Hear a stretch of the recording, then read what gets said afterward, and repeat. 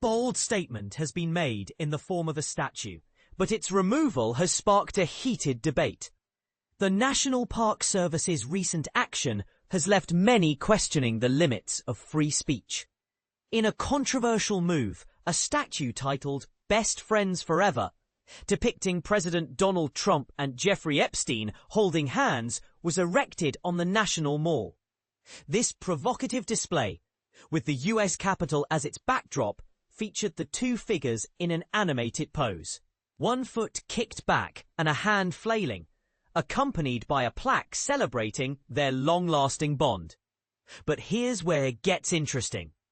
The statue was removed within a day of its installation, allegedly due to permit violations. The Department of the Interior, which oversees the NPS, confirmed its removal, stating the statue didn't comply with its permit. An organizer from the Secret Handshake Group, who installed the statue, believes the Park Service is using a technicality, the height of the statue, as an excuse to remove it. They argue that all previous statues installed by the group, including the viral The Resolute Desk and the Donald J. Trump Enduring Flame, were permitted without issue. The statue doesn't matter. It's what it represents and the message it sends that's important, said Patrick, the organizer. He compared the statue's dismantling to threats made by Trump against late-night TV host Jimmy Kimmel, suggesting it's a worrying sign for freedom of speech in the country.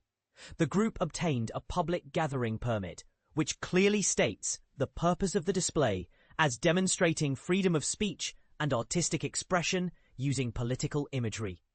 The permit also mentions that it can only be revoked after providing 24 hours written notice to the permittee. However, the Department of the Interior hasn't responded to questions regarding whether such notice was provided. The group suspects the Park Service's issue is with the height of the statue, which, when combined with its base, exceeds the permitted 6-foot limit. Patrick maintains they submitted everything correctly, but there was a discrepancy about the height on the permit.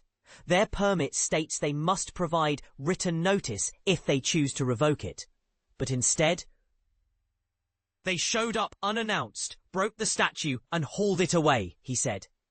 Carol Fleischer, an independent contractor who files permits for the group, said she has never encountered such an issue in her 40 years of working with permitting.